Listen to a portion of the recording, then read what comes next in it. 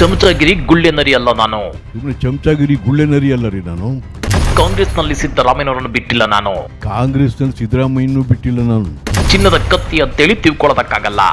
ಚಿನ್ನದ ಕತ್ತಿ ಅಂತೇಳಿ ಅದ್ರಲ್ಲಿ ತಿಳ್ಕೊಳಕ್ಕಾಗಲ್ಲ.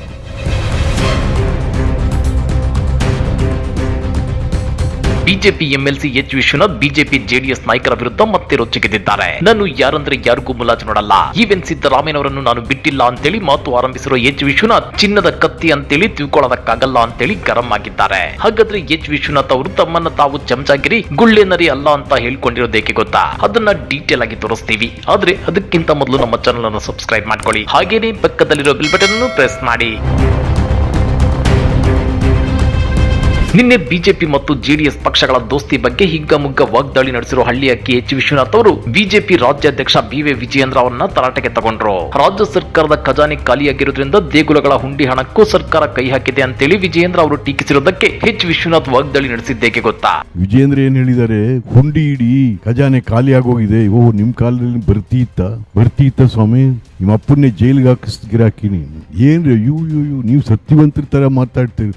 ನೀವೆಷ್ಟು ಸತ್ಯವಂತರು ಅಂತ ಈ ರಾಜ್ಯ ಜನಕ್ಕೆ ಗೊತ್ತಿಲ್ವಾ? ಹೌದು ವೀಕ್ಷಕರೇ, ಎಚ್ ವಿಶ್ವನಾಥ್ ಅವರು ಹೇಳಿದಂತೆ ಮಾಜಿ ಸಿಎಂ ಬಿಎಸ್ವೈ ಮತ್ತು ಹಾಲಿ ಬಿಜೆಪಿ ರಾಜ್ಯಾಧ್ಯಕ್ಷ ಬಿ.ವೈ. ವಿಜಯೇಂದ್ರ ಇಬ್ರು ಸತ್ಯ ಹರಿಶ್ಚಂದ್ರನ ತುಂಡುಗಳು ಅನ್ನೋ ರೀತಿ ವರ್ತಿಸುತ್ತಿದ್ದಾರೆ. ಇವರಿಬ್ಬರು ಎಷ್ಟು ಸತ್ಯ ಹರಿಶ್ಚಂದ್ರರು ಅನ್ನೋದು ಇಡೀ ರಾಜ್ಯಕ್ಕೆ ಗೊತ್ತಿದೆ. 2018ರಲ್ಲಿ ಇವರು ರಾಜ್ಯದ ಜನರಿಗೆ ಕೊಟ್ಟಿದ್ದ 600 ಭರವಸೆಗಳಲ್ಲಿ ಕೇವಲ 55 ಭರವಸೆಗಳನ್ನು ಈಡೇರಿಸಿದಾಗಲೇ ಇವರ ಬಂಡವಾಳ ಬಟಾಬಯಲಾಗಿದೆ.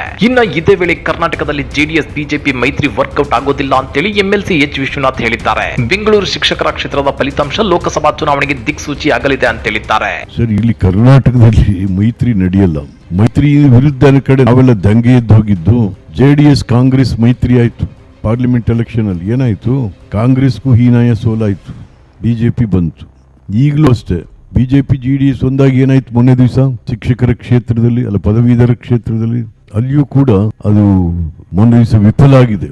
ಜೆಡಿಎಸ್ ಮತ್ತು ಬಿಜೆಪಿಯ ಮೈತ್ರಿ ಇದು ಒಂದು ದಿಕ್ಸೂಚಿಯನ್ನ ಸೋಲಿನ ಮೂಲಕ ತೋರಿಸಿದ್ದಾರೆ ಅವರು. ಅದು ಯಾರು? ಪ್ರಜ್ಞಾವಂತರು ಇರುವಂತ ಮತದಾರರು, ಪ್ರಜ್ಞಾವಂತ ಮತದಾರರು.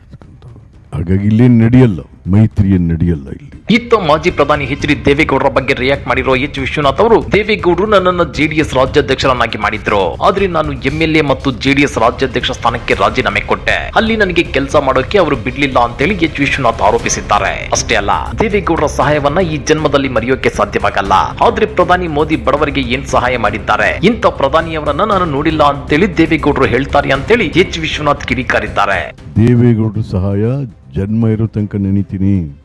ನಿಮ್ಮ ಫೋಟೋನ ನನ್ನ ದೇವ್ರ ಮನೇಲಿ ಇಟ್ಟು ಪೂಜೆ ಮಾಡಿದ್ವಿ, ಅದು ಬೇರೆ.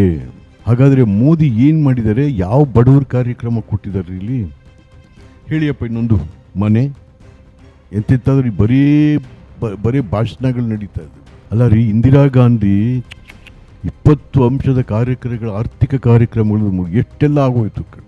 ನೆಹರು ಆಧುನಿಕ ಭಾರತವನ್ನು ಕಟ್ಟಿದಂಥವ್ರು. ರಾಜೀವ್ ಗಾಂಧಿ ಕಂಪ್ಯೂಟರೈಸ್ಡ್. ಇವತ್ತೆಲ್ಲ ಹಿಡ್ಕೊಂಡಿದ್ರಲ್ಲ, ಹಿಂಗೆ ಮಾತಾಡ್ತಿರಲ್ಲ, ದೇಶ ವಿದೇಶಿಗಳು ಹೆಂಡತಿ ಪಕ್ಕ ಎಲ್ಲ ಯಾರು ತಂದಿದ್ದು ಈ ದೇಶಕ್ಕೆ? ರಾಜೀವ್ ಗಾಂಧಿ ಅವ್ರ ಬಗ್ಗೆ ಮಾತಾಡಿದೆ ನೀವು.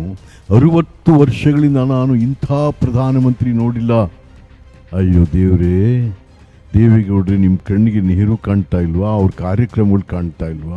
ಇನ್ನ ದೇವೇಗೌಡರು ಹುಣಸೂರು ಟಿಕೆಟ್ ಕೊಟ್ಟು ನನಗೆ ರಾಜಕೀಯ ಪುನರ್ಜನ್ಮ ಕೊಟ್ಟಿದ್ದಾರೆ. ಆದ್ರೆ ಚಿನ್ನದ ಕತ್ತಿ ಅಂತೇಳಿ ತಿಳ್ಕೊಳ್ಳೋದಕ್ಕಾಗಲ್ಲ. ವಸ್ತುಸ್ಥಿತಿಯನ್ನ ಜನರಿಗೆ ಹೇಳಲೇಬೇಕು. ನಾನು ಸಿದ್ದರಾಮಯ್ಯನವರನ್ನು ಬಿಟ್ಟಿಲ್ಲ ಅಂತೇಳಿ ಎಚ್ ವಿಶ್ವನಾಥ್ ಸ್ಪಷ್ಟಪಡಿಸಿದ್ದಾರೆ. ದೇವೇಗೌಡ ಅವ್ರೇನು ಆಸ್ತಿ ಕೊಟ್ಟಿಲ್ಲ ನನಗೆ ಒಂದು ಪಕ್ಷದಲ್ಲಿ. ನನಗೆ ನಾನು ಎಷ್ಟು ಸರಿ ಹೇಳಿದ್ದೀನಿ, ನಾನು ಮುಚ್ಕೊಂಡಿದ್ದೀನಿ ಅದನ್ನ. ದೇವೇಗೌಡರು ಹುಣಸೂರಿನಿಂದ ನನಗೆ ಪುನರ್ಜನ್ಮ ಕೊಟ್ಟರು. ಬಟ್ ಚಿನ್ನದ ಕತ್ತಿ ಅಂತೇಳಿ ಅದರಲ್ಲಿ ತಿಳ್ಕೊಳಕ್ಕಾಗಲ್ಲ. ವಸ್ತುಸ್ಥಿತಿ ಹೇಳಲೇಬೇಕಾಗಿದ್ದ ಜನಕ್ಕೆ ಹೇಳ್ತೀನಿ ಅದು ಯಾರು ತಡೆಯೋಕ್ಕಾಗಲ್ಲ. ಅದನ್ನ ಕಾಂಗ್ರೆಸ್ನಲ್ಲಿ ಸಿದ್ದರಾಮಯ್ಯನೂ ಬಿಟ್ಟಿಲ್ಲ ನಾನು. ಸಿದ್ದರಾಮಯ್ಯನ ಬಗ್ಗೆನೂ ಮಾತಾಡಿದ್ದೀನಿ. ಸುಮ್ಮನೆಲ್ಲ ಬೀದಿಲಿ ಬೈಯೋದಿಲ್ಲ. ನಾನು the floor of the house ಟೀಕೆ ಮಾಡಿರೋ ನಾನು ಇನ್ ದ ಕ್ಯಾಬಿನೆಟ್.